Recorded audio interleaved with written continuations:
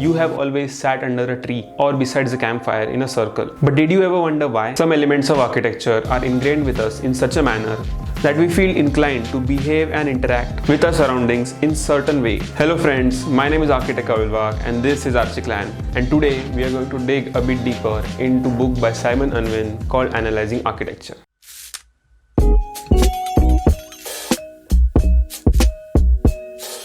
This book is about analyzing architecture and starts with asking what exactly is architecture. The author picks one architecture element and describes its use in structure both individually and as a collective whole.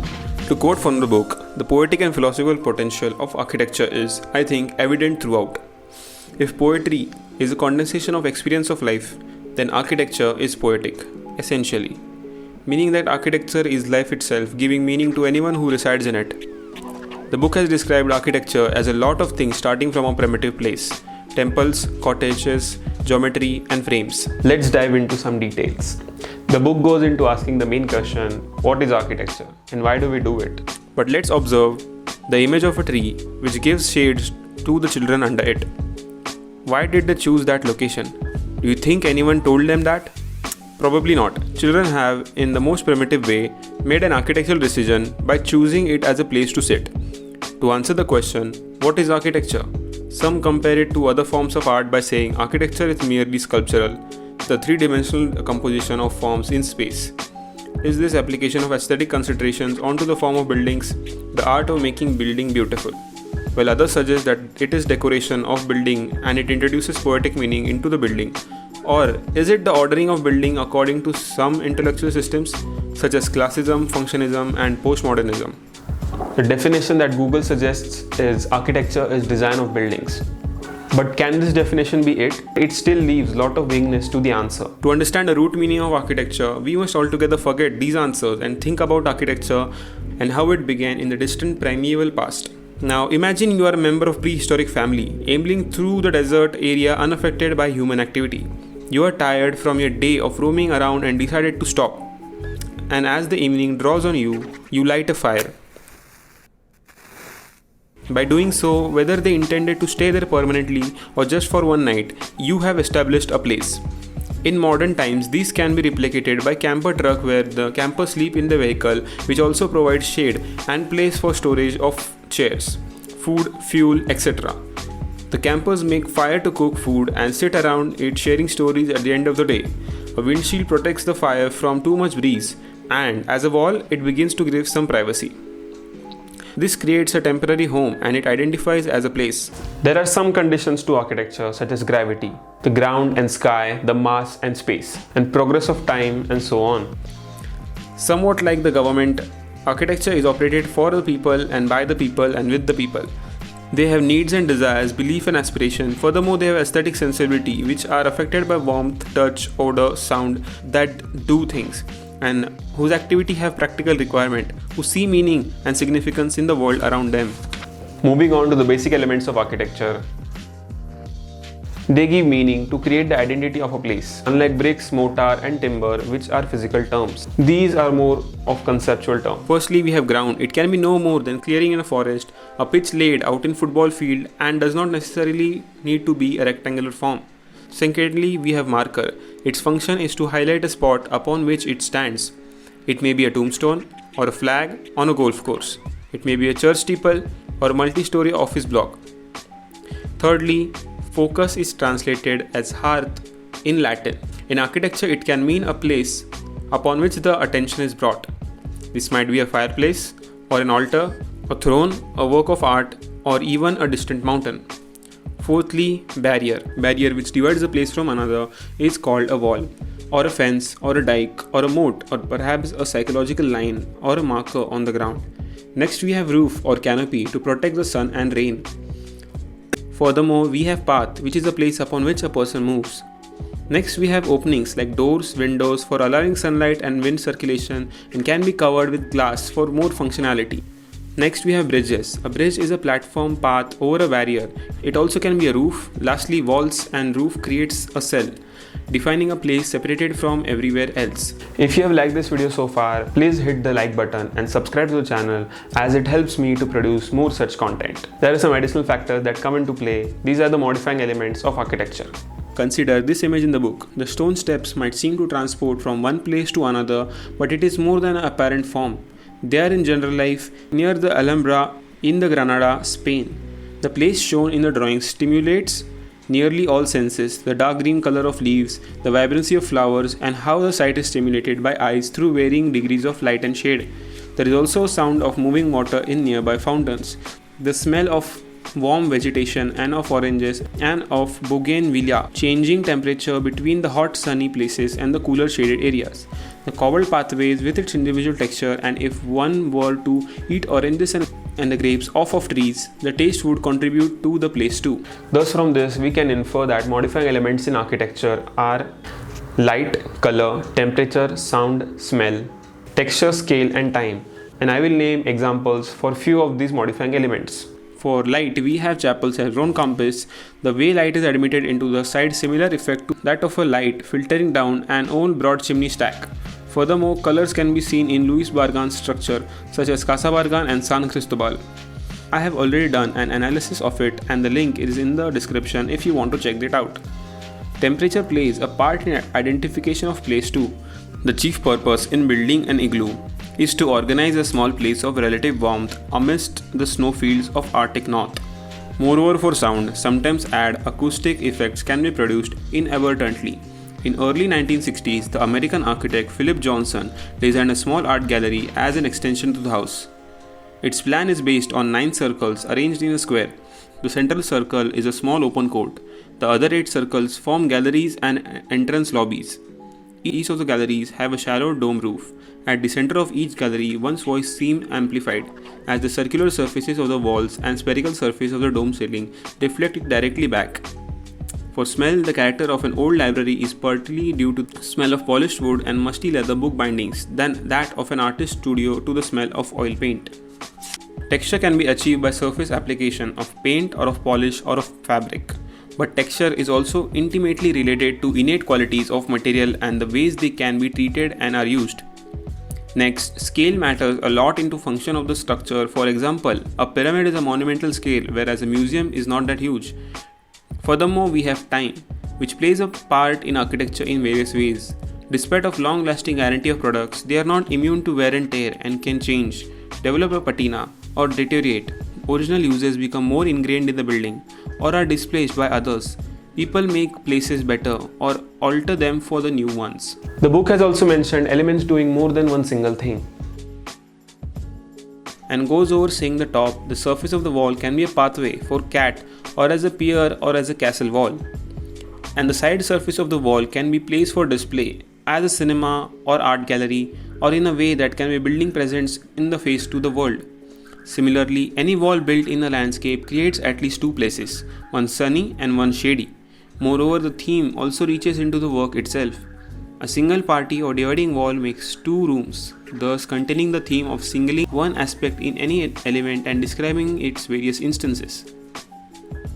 For example, in this section, throughout the hillside house, the Wolfe House, designed by Rudolf Schindler in 1928, you can see that the simple thin horizontal concrete slab tied back to the hill act not only as floor and ceiling but also as an outdoor terraces and sunshades. The author suggests looking around and using the elements which are already present in the environment.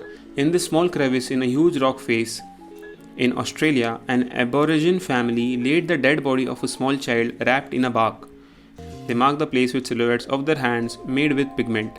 This grave is much as a piece of architecture as any great pyramid of Giza. Recognition, memory, choice, sharing with others, the acquisition of significance, and all these contribute to the processes of architecture. When you visit a crowded beach, if there is a small space left amongst the people's towels, windbreaks, barbecues, deck chairs, sunshades, etc., you make your own settlement there, accommodating yourself to the space available, the direction of sun and wind, the route to the sea as best you can. It's a similar situation when one does architecture amongst existing products of architecture. In a village or in a town, a city, one interacts with what there already is. Like things already present, In surrounding, primitive places means things which are very basic and which is essential for our health and welfare. These are also explained in the book. They are beds. It may be a plat lifting the sleeping surface of the ground and fitted with walls on one side, two sides, or all sides. They are live examples mentioned for positioning of bed, but also examples where the rest of furniture makes it apparent where the bed must be placed in the house.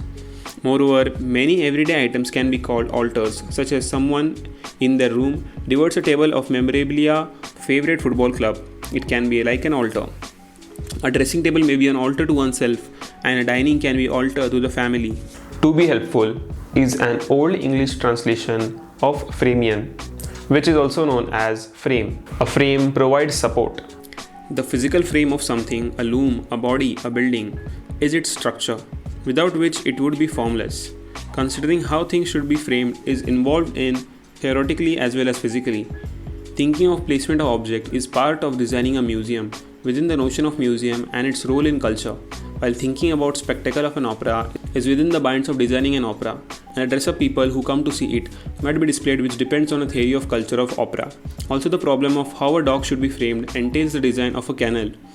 Other examples are like Russian nesting dolls, structural frames, edicule in gazebos, windows and doors. The design world is faced with the problems of what to accept and what to change. The two following quotations have stumped architects and portray different philosophical on designing frame of mind. The first is by Vitruvius, the 10 books of architecture written by a Roman architect. He says, "The man of learning can fearlessly look down upon the troublesome accidents of fortune, but he who thinks himself entrenched in defenses not of learning but of luck moves in slippery paths, struggling through life unsteadily and insecurely." The second quotation is from Poetry of Architecture by 19th century British critic John Ruskin. He is imagining the quintessential mountain cottage. Everything about it should be natural and should appear as if he influences the forces which were in operation around it had been too strong to be resisted, and had rendered all efforts of art to check their power or conceal the evidence of their action entirely unavailing. It can never lie too humbly in the pastures of the valley, nor shrink too submissively into the hollows of the hills. It should seem to be asking the storm for mercy and the mountain for protection, and should appear to owe its weakness rather than its strength. That is neither overwhelmed by the one or not crushed by the other. The two ideas are poles apart. Vitruvius says that a change is always on the horizon and is necessary for growth of people, and such change can be achieved by human intellect and will. While on the other hand, John Ruskin argues by suggesting that human beings act as a part of nature and should not march against the nature while accepting its authority. Thus, to know when and how to change the rules in architecture, one knows the conditions of modifying elements in architecture mentioned like earlier, like gravity, weather and material, etc. Next we have geometry in architecture. I have made a separate video about this with some examples about architect James Stirling. The link will be in the bio, so do check it out. In this book, the authors talk about various shapes in nature, and circle is one of them. Circle can not only be involved in designing, but a psychological marking around people and object. As one gets closer to the center of the imaginary circle, the closer vicinity and reach the initial person of object feels or interacts. It also goes on to talk about the line of sight and single point perspective, where object further from the observer is smaller than the appearance even after maintaining the dimensions. The book also talks about the line of passage, which mean a literal passage or a passage of trees. The author further mixes the two and gives some interesting examples. Furthermore, there is also mention of circular layouts like auditoriums and courtrooms, and how sitting beside a fire, we make a circle around it by making it very primitive shape in nature. In this cottage called Lianfedin, I hope I am pronouncing it right, the purpose of structure of building is to organize a proportion of space. Structure and space are in symbiosis, a mutually effective relationship. There are thus three broad categories of relationship between space and structure: the dominant structural order, the dominant spatial order, and the harmonic relationship between two, in which spatial and structural order seems to be in agreement. In the history of architecture, there have been champions of all three relationships, as evident in the examples below. We further dive into the media of architecture, that is structure and space in architecture. Moreover, the book includes some examples of same like shape of seating is made to fit rectangular geometry determined by the structure. This is eclectron at Preen, Here is the seating has been mutated to a closest rectangular equivalent of segmental amphitheater. The compromise is done by giving a larger span to the roof by adding columns further apart. Furthermore, the book describes parallel walls and designing between them. How the line of direction can run either way, straight through between the walls or culminate within the building terminated by a back wall. This gives a sense of direction, focus and framing. The Greeks used this technique to make temples. In Student Chapel near Helsinki in Finland, two parallel walls are used to channel a progression from secular to spiritual view of nature. The chapel was designed by Kaija and Heikki Saaren and built in 1956 to 1957 on a low hill amongst the pine and birch trees. Lastly, there is a mention of stratification and section of pyramid, which is given while explaining all the nuances in the design. This book takes 5 structures and analyzes them with the subject studied thus far. In conclusion, this methodology is to document a structure by taking its basic characteristics like elements of architecture and modifying elements. Thus, this book gives you a basic understanding of all the ABCs in architecture and really puts them in context. This helps in visualizing architecture the way it is intended to be, individually and put together as a whole. I highly recommend you to check this book out. That's it for the video, guys. This was my take on analyzing architecture by Simon Unwin. If you have liked the video, please hit the like button and subscribe to the channel. Do press the bell icon so you know when the next video comes on and ready to watch. Thank you and see you in the next video.